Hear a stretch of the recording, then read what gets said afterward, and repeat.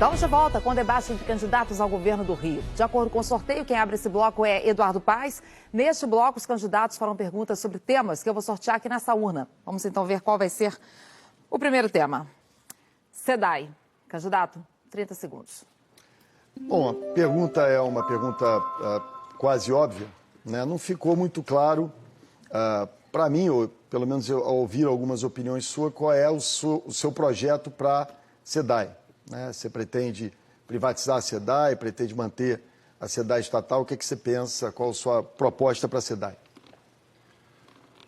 Olha, a SEDAI ela foi entregue nessa lei de recuperação fiscal como uma espécie de garantia para um empréstimo, algo em torno de 3 bilhões de reais. E essa lei de recuperação fiscal foi muito ruim para o Rio de Janeiro. Foi uma lei que nós precisamos revê-la, nós precisamos renegociá-la. Não é possível manter essa lei de recuperação fiscal e muito menos manter a SEDAI no prego, como foi o que aconteceu. A SEDAI não pode ser privatizada, a SEDAI tem que ser reestruturada, ela tem apresentado lucro e esse dinheiro todo que tem sido apresentado, na verdade, não é exatamente lucro. Nós vamos ter que pegar esse dinheiro para investir nas áreas onde não tem saneamento básico. Nós temos dezenas de comunidades que estão abandonadas. Você que mora na comunidade, não tem saneamento básico, nós vamos acabar com isso. Nós vamos fazer com que a SEDAI tenha um trabalho estruturado para fazer o saneamento nas comunidades. Nosso programa, dá uma olhada no nosso site, wilsongovernador.com.br, no site Fala a Verdade, onde a gente tira todas essas fake news, para mostrar como nós vamos fazer o programa Comunidade Cidade. Abrir as ruas, nós vamos levar o ônibus, vamos levar a ambulância, o seu carro nas comunidades e fazer o saneamento básico. A SEDAI vai trabalhar para o bem da população e, portanto, principalmente Nova Iguaçu, São Gonçalo, vamos fazer o saneamento básico. Bom, primeiro, deixando claro também minha opinião divergente da privatização da SEDAI. Aliás, acho que nem o acordo de recuperação fiscal faz tanto essa exigência. Se o acordo de recuperação fiscal diz, olha, se não cumprir o dever de casa, né, a SEDAI é uma espécie de garantia, mas no meu governo a SEDAI não será privatizada. Há um potencial enorme da gente trabalhar com PPPs e concessões para permitir que você tenha investimentos em saneamento. Né? Se você for olhar, eu quando fui prefeito do Rio, fiz uma grande concessão de saneamento na zona oeste da cidade. Né? Isso melhorou muito o esgoto. Agora, você tem um drama também, além do esgoto, que atinge principalmente São Gonçalo, Baixada Fluminense. Você tem o problema do abastecimento de água, né, que é fundamental a gente investir. Parte da zona oeste da cidade enfrenta esse drama diariamente. Parte da Baixada Fluminense, aliás, boa parte da Baixada Fluminense e de São Gonçalo ainda passam por esse drama. Vocês podem ter certeza que nós vamos investir muito para que a SEDAI possa levar esse saneamento e abastecimento de água a você. Olha, fizeram Copa do Mundo, Olimpíada, Porto Maravilha, gastou-se mais de 40 bilhões de reais em obras superfaturadas e agora nós estamos descobrindo aí, né, o BRT é uma delas, não foi fiscalizado. Então isso é um grave erro que a Prefeitura cometeu na gestão do candidato adversário, o candidato do Cabral e do Pezão. Então veja, essas e outras são importantes reflexões para saber que você foi abandonado, você da comunidade. Você que mora nas nossas comunidades poderia ter tido saneamento básico. Hoje, nada disso foi feito. Ao contrário, foi feito a derrubada da perimetral e as vigas da perimetral, até agora a gente não sabe onde foi parar. A outra questão também é o Porto Maravilha. É uma PPP que faliu e um elefante branco, o legado da Olimpíada, né? Essa história toda mal contada. Então, fica aí o alerta. Agora, uma vez o candidato Wilson Witzel fazer a próxima pergunta e o tema será segurança pública. 30 segundos, candidato. Olha, um tema que realmente está muito presente na nossa sociedade, que é a questão da segurança pública. E aproveitar para aprofundar um pouco mais nessa questão, a intervenção deixou um legado importantíssimo, com várias orientações de se fazer o aprimoramento da polícia. Queria que o candidato comentasse esse legado. Bom, primeiro, eu adoro ouvir o candidato do Crivella, né, do pastor Everaldo, repetindo aqui as teses do Crivella em relação à fiscalização de BRTs. essas questões são importantes. Aliás, o Crivella está aí governando o Rio de Janeiro, né? A gente vai vendo essa experiência que não se pode repetir no governo do Estado. Em relação ao legado da segurança pública, eu acho que tem uma questão que é fundamental, que foi o que eu chamaria de uma integração operacional mais forte entre a Polícia Civil e a Polícia Militar, que é um problema que a gente vive. Não estou falando nem em cima, não, estou falando no operacional, na ponta, né, através das RISPs, por exemplo. Essa é uma questão que me parece fundamental a gente manter, investir. Aliás, a intervenção federal ela deixa um planejamento estratégico, que, na minha opinião, deve ser seguido na sua plenitude. Eu tenho defendido permanentemente, desde o início dessa candidatura, que a intervenção termina dia 31 de dezembro, o governador assume a tarefa da segurança pública, mas nós não podemos deixar de contar com o auxílio do Exército Brasileiro, das Forças Armadas, daqueles que podem nos ajudar na dissuasão de conflitos, na retomada de territórios, ou seja, é fundamental que as Forças Armadas estejam aqui do nosso lado, ajudando nesse papel. Então, há uma série de coisas muito positivas que essa intervenção trouxe para o Rio de Janeiro e ela deixa um legado de planejamento, inclusive de integração das duas forças. Bom, inicialmente quero dizer que eu não pedi apoio ao Crivella, muito pelo contrário, não tem nenhum apoio dele.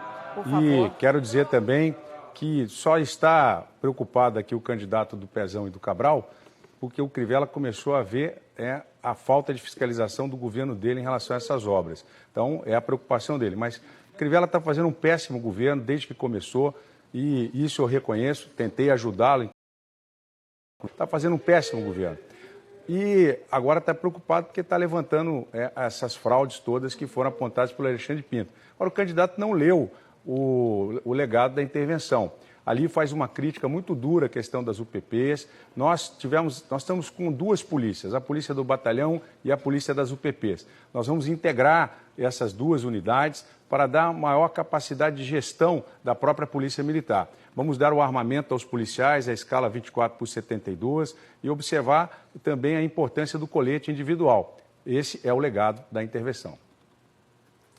Olha, eu nunca me preocupo com essas coisas do Crivella. Primeiro que eu fico feliz do seu apoiador ter começado a trabalhar, né? Pelo menos a gente vê isso pela primeira vez no governo. É sempre importante fiscalizar, não tem medo de fiscalização, nem do contraditório, como você tem, Witzel.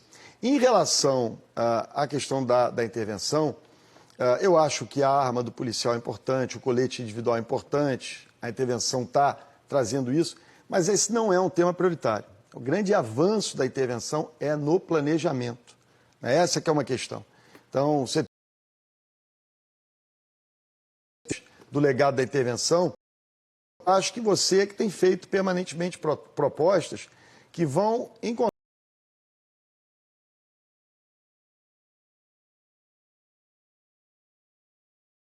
civil e militar, elas precisam trabalhar em conjunto. A gente percebe isso nas regiões integradas de segurança pública, que quando isso acontece, o resultado, a diminuição do crime é muito mais efetiva do que onde não acontece. Candidato Eduardo Paes continua com a palavra. Agora o senhor é quem pergunta e o nosso tema vai ser habitação. 30 segundos, candidato. Quando eu fui prefeito do Rio, eu fui recordista entre os prefeitos brasileiros, fizemos 81 mil unidades habitacionais, entregamos para a população. O estado do Rio tem cerca de um déficit habitacional de cerca de 400 mil unidades habitacionais. Eu queria ouvir um pouco, candidato, as suas propostas para um programa habitacional para o nosso estado. Olha, se tivesse tido tanta preocupação assim com as habitações, deveria diminuído a quantidade de habitações nas comunidades.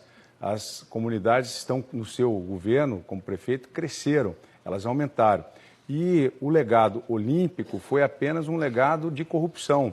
E, infelizmente, não deu atenção às comunidades. Quer dizer, essas pessoas hoje continuam pisando na lama, continuam sem moradia, e nós precisamos utilizar espaços para ter a expansão imobiliária. O arco metropolitano pode ser uma solução. É preciso terminar o arco metropolitano, ali é uma região que pode ser utilizada para expansão imobiliária.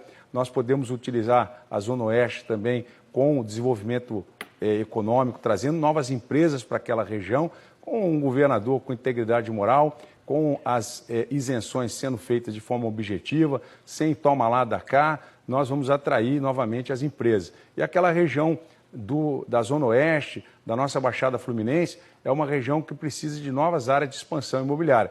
Por isso, no nosso programa de governo, nós teremos uma área específica, que é uma subsecretaria das cidades, para ajudar os municípios a planejar a sua expansão imobiliária. Através do georreferenciamento, nós vamos ajudar os municípios a ter novas áreas de expansão e fazer com que as pessoas possam começar uma vida nova com financiamento para até 2 salários mínimos, semelhante como fizemos no Prédio Rio. Olha, Vítor, às vezes eu ouço você falando, eu tenho a impressão que você não conhece nada do nosso estado, muito menos da cidade do Rio. É justamente o contrário do que você acabou de dizer. Pergunta a qualquer urbanista. A expansão para a Zona Oeste é um equívoco profundo. Novas áreas de expansão imobiliária, não tem nada disso. O que um bom governante faz, trabalhando em parceria com os prefeitos, é identificar áreas já infraestruturadas, que você tenha já arruamento, que você tenha rede de esgoto, que você tenha serviços públicos sendo prestados, e ali sim você levar esse grande programa que o governo federal tem, o Minha Casa Minha Vida. É uma excepcional oportunidade. Porque quando você expande isso para áreas da cidade não infraestruturadas, você aumenta o custo da cidade. O deslocamento de transporte, você cria muito mais dificuldade. Levar para o arco metropolitano, isso é um equívoco profundo. O que a gente precisa é olhar os vazios urbanos, os vazios que já existem, mas que perderam qualidade, e levar para esses lugares. É justamente o contrário do que você acabou de dizer. É uma incompreensão sobre a questão das cidades que é impressionante.